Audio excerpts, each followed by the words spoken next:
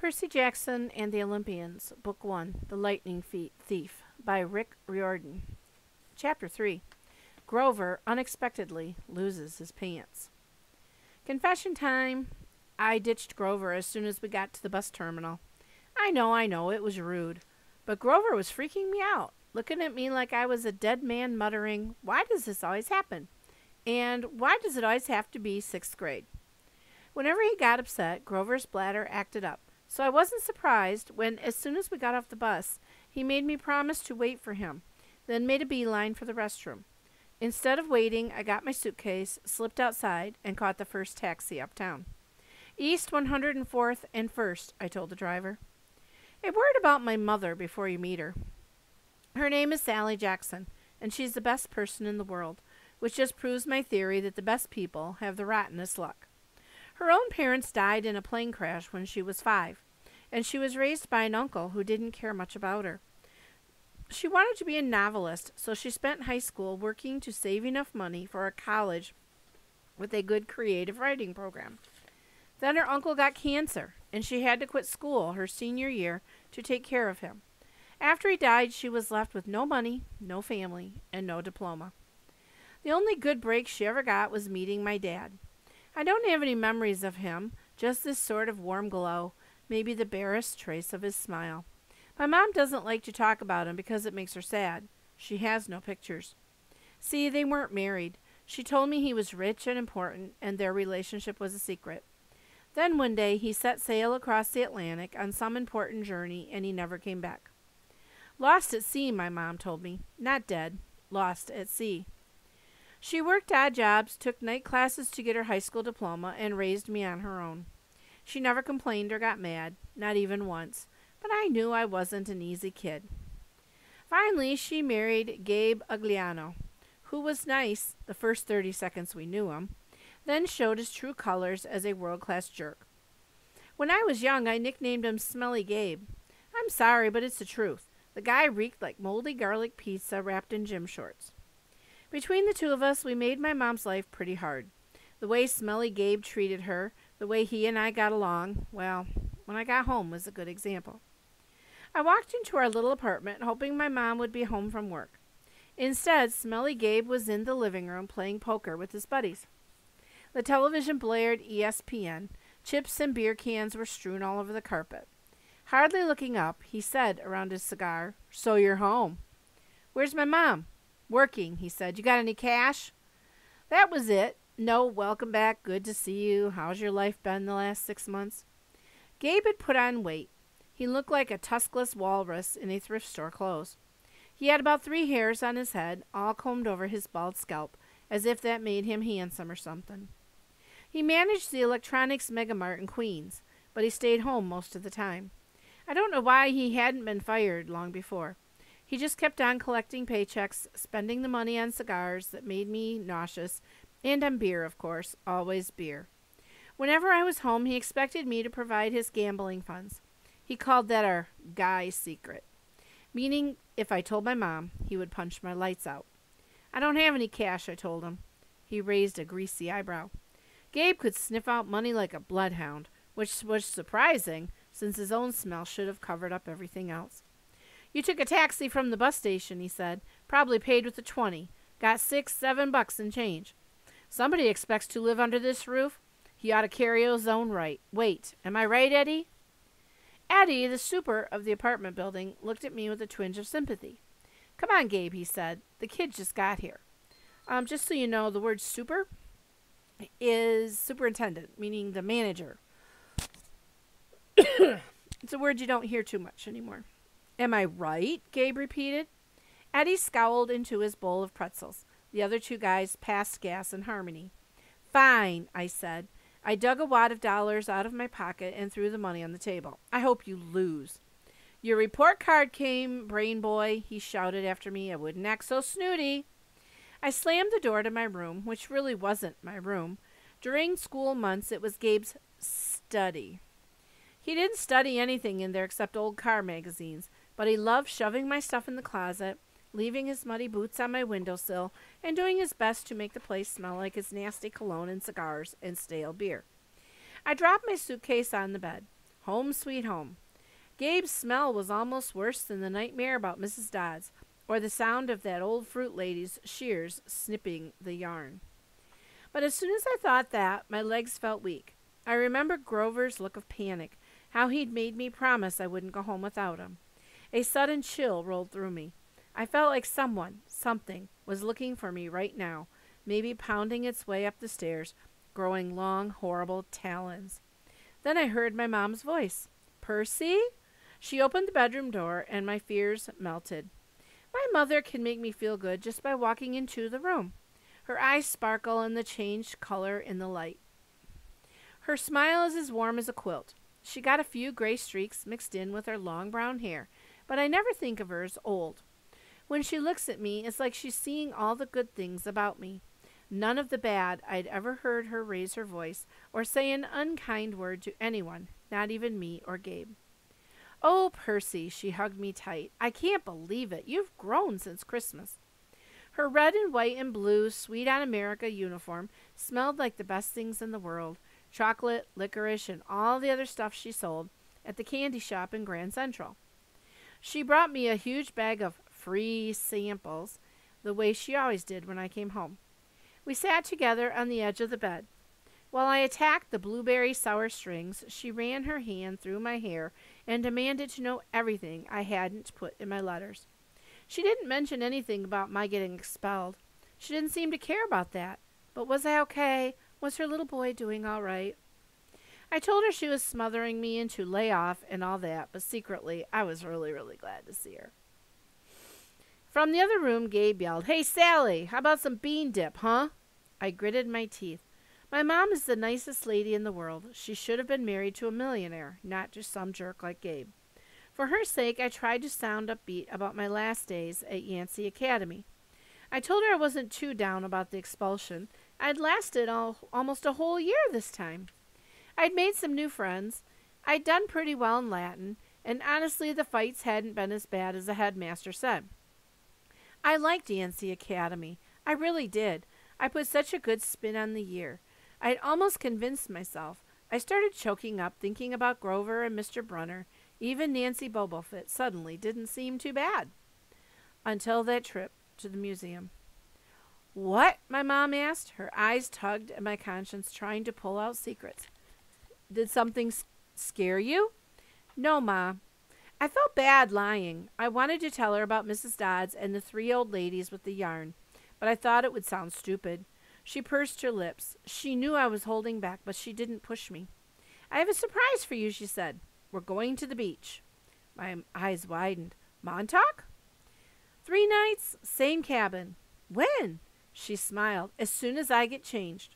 I couldn't believe it. My mom and I hadn't been to Montauk in the last 2 summers because Gabe said there wasn't enough money. Gabe appeared in the doorway and growled, "Bean dip, Sally, didn't you hear me?" I wanted to punch him, but I met my mom's eyes and I understood she was offering me a deal. Be nice to Gabe for a little while, just until she was ready to leave for Montauk. Then we would get out of here. "I was on my way, honey," she told Gabe. "We were just talking about the trip." Gabe's eyes got small. "The trip? You mean you were serious about that?" "I knew it," I muttered. "He won't let us go." "Of course he will," my mom said evenly. "Your stepfather is just worried about money. That's all. Besides," she added, "Gabriel won't have to settle for bean dip. I'll make him enough 7-layer dip for the whole weekend. Guacamole, sour cream, the works." Gabe softened a bit. "So this money for your trip comes out of your clothes budget, right?" "Yes, honey," my mother said. "And you won't take my car anywhere but there and back?" "We'll be very careful." Gabe scratched his double chin. "Maybe if you hurry with that 7-layer dip, and maybe if the kid apologizes for interrupting my poker game." "Maybe if I kick you in your soft spot," I thought, "and make you sing soprano for a week." But my mom's eyes warned me not to make him mad. Why did she put up with this guy? I wanted to scream. Why did she care what he thought? "I'm sorry," I muttered. I'm really sorry I interrupted your incredibly important poker game. Please go back to it right now." Gabe's eyes narrowed. His tiny brain was probably trying to detect sarcasm in my statement. "What do you think? Sarcasm or not?" "I'm leaning towards yes." "Yeah." Excuse me. "Whatever," he decided. He went back to his game. Thank you, Percy, my mom said. Once we get to Montauk, we'll talk more about whatever you've forgotten to tell me, okay? For a moment, I thought I saw anxiety in her eyes, the same fear I'd seen in Grover during the bus ride, as if my mom, too, felt an odd chill in the air. But then her smile returned, and I figured I must have been mistaken. She ruffled my hair and went to make Gabe's his 7-layer dip. An hour later, we were ready to leave. Gabe took a break from his poker game long enough to watch me lug my mom's bags to the car. He kept griping and groaning about losing her cooking, and more important, his 78 Camaro for the whole weekend. Not a scratch on this car, brain boy, he warned me as I loaded the last bag. Not one little scratch. Like I'd be doing the driving. I was 12. But that didn't matter to Gabe. If a seagull so much as pooped on his paint job, he'd find a way to blame me. Watching him lumber back toward the apartment building, I got so mad I did something I can't explain. As Gabe reached the doorway, I made a hand gesture. I'd seen Grover make on the bus a sort of warding off evil gesture. A clawed hand over my heart, then a shoving movement toward Gabe. The screen door slammed shut so hard it whacked him in the butt and sent him flying in the staircase as if he'd been shot from a cannon. Interestingly, again, this is paralleling Harry Potter a little bit, because whenever Harry Potter got upset, strange things happened. Like the scene where he's at the zoo and his cousin makes him really angry and he makes the glass melt away from the snake cage and the snake chased his cousin, but Harry had no idea how he had done it or what he'd done.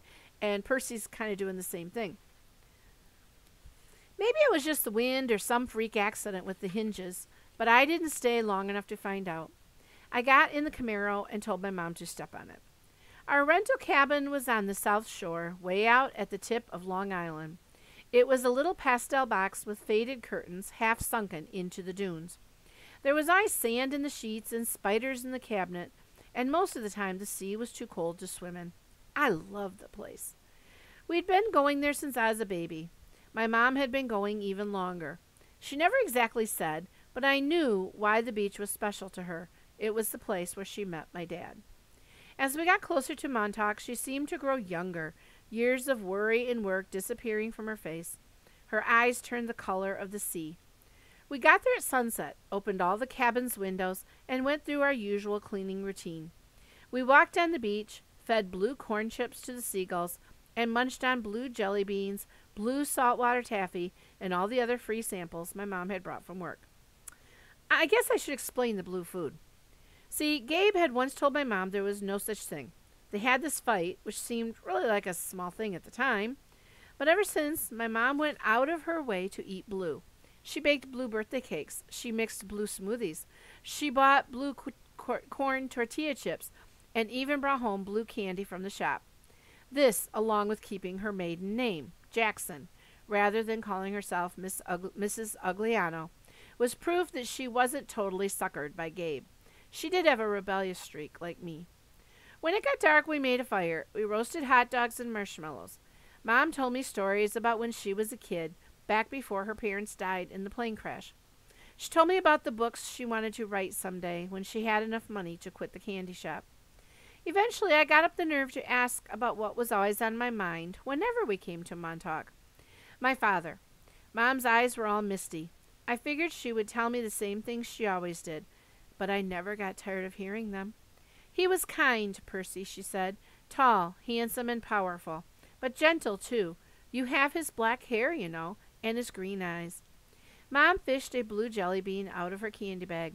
I wish he could see you, Percy. He would be so proud. I wondered how she could say that. What was so great about me? A dyslexic, hyperactive boy with a D-plus report card, kicked out of the school for the 6th time in 6 years. I guess I should explain dyslexic. Everybody knows hyperactivity, ADD. Dyslexia is it's not really a condition.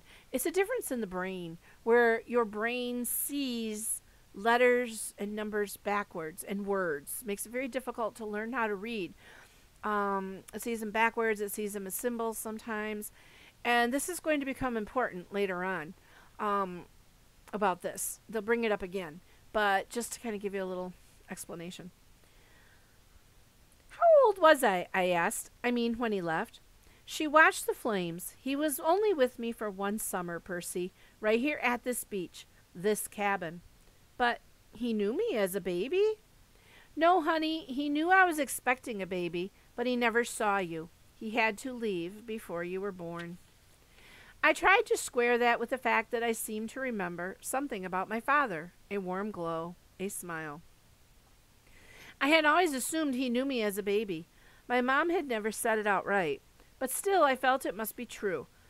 Now to be told that he had never even seen me? I felt angry at my father. Maybe it was stupid, but I resented him for going on that ocean voyage, for not having the guts to marry my mom. He'd left us, and now we were stuck with Smelly Gabe. Are you going to send me away again, I asked her, to another boarding school? She pulled a marshmallow from the fire. I don't know, honey. Her voice was heavy. I think we'll have to do something. Because you don't want me around? I regretted the words as soon as they were out. My mom's eyes welled with tears. She took my hand and squeezed it tight. Oh, Percy, no. I have to, honey, for your own good. I have to send you away. Her words reminded me of what Mr. Brunner had said, that it was best for me to leave Yancey. Because I'm not normal, I said. You say that if it's a bad thing, Percy, but you don't realize how important you are. I thought Yancey Academy would be far enough away. I thought you'd finally be safe. Safe from what? She met my eyes. A flood of memories came back to me. All the weird, scary things that had ever happened to me, some of which I'd tried to forget. During third grade, a man in a black trench coat had stalked me on the playground. When the teachers threatened to call the police, he went away growling, but no one believed me when I told them that under his broad-brimmed hat, that man only had one eye, right in the middle of his head. Before that, a really early memory, I was in preschool, and a teacher accidentally put me down for a nap in a cot that a snake had slithered into. My mom screamed when she came to pick me up and found me playing with a limp, scaly rope. I'd somehow managed to strangle to death with my meaty toddler hands. In every single school, something creepy had happened, something unsafe, and I was forced to move. I knew I should tell my mom about the old ladies at the fruit stand and Mrs. Dodds at the art museum, about my weird hallucination that I had sliced my math teacher into dust with a sword. But I couldn't make myself tell her. I had a strange feeling that news would end our trip to Montauk, and I didn't want that. I tried to keep you as close to me as I could, my mom said. They told me that was a mistake. But there's only one other option, Percy, the place your father wanted to send you, and I just can't stand to do it. My father wanted me to go to a special school? Not a school, she said softly. A summer camp. My head was spinning. Why would my dad, who hadn't even stayed around long enough to see me born, talk to my mom about a summer camp? And if it was so important, why hadn't she ever mentioned it before? I'm sorry, Percy, she said, seeing the look in my eyes, but I can't talk about it. I couldn't send you to that place. It might mean saying goodbye to you for good. For good? But if it's only a summer camp? She turned toward the fire, and I knew from her expression that if I asked her any more questions, she would start to cry. That night, I had a vivid dream. It was storming on the beach, and two beautiful animals, a white horse and a golden eagle, were trying to kill each other at the edge of the surf. The eagle swooped down and slashed the horse's muzzle with its huge talons. The horse reared up and kicked at the eagle's wings. As they fought, the ground rumbled, and a monstrous voice chuckled somewhere beneath the earth, goading the animals to fight harder. I ran toward them, knowing I had to stop them from killing each other, but I was running in slow motion. I knew I would be too late. I saw the eagle dive down, its beak aimed at the horse's wide eyes, and I screamed, "No!" I woke with a start. Outside, it was really storming, the kind of storm that cracks trees and blows down houses. There was no horse or eagle on the beach, just lightning making false daylight, and 20-foot waves pounding the dunes like artillery. With the next thunderclap, my mom woke. She sat up, eyes wide, and said, "Hurricane." I knew that was crazy. Long Island never sees hurricanes this early in the summer. But the ocean seemed to have forgotten. Over the roar of the wind, I heard a distant bellow, an angry, tortured sound that made my hair stand on end. Then a much closer noise, like mallets in the sand, a desperate voice, someone yelling and pounding on our cabin door. My mom sprang out of bed, her nightgown and threw open the lock. Grover stood framed in the doorway against a backdrop of pouring rain. But he wasn't exactly Grover. "Searching all night," he gasped. "What were you thinking?" My mother looked at me in terror, not scared of Grover, but of why he had come. "Percy," she said, shouting to be heard over the rain, "what happened at school? What didn't you tell me?" I was frozen, looking at Grover. I couldn't understand what I was seeing. "O zu kai loi theoi," he yelled. "It's right behind me. Didn't you tell her?" I was too shocked to register that he just cursed in ancient Greek, and I'd understood him perfectly. Now remember, he studied Latin, but not Greek. I was too shocked to wonder how Grover had gotten here by himself in the middle of the night, because Grover didn't have his pants on, and where his legs should be, my mom looked at me sternly and talked in a tone she'd never used before. "Percy, tell me now." I stammered something about the old ladies at the fruit stand and Mrs. Dodds, and my mom stared at me, her face deathly pale in the flashes of lightning. She grabbed her purse, tossed me my rain jacket, and said, "Get to the car, both of you. Go!" Grover ran for the Camaro, but he wasn't running exactly.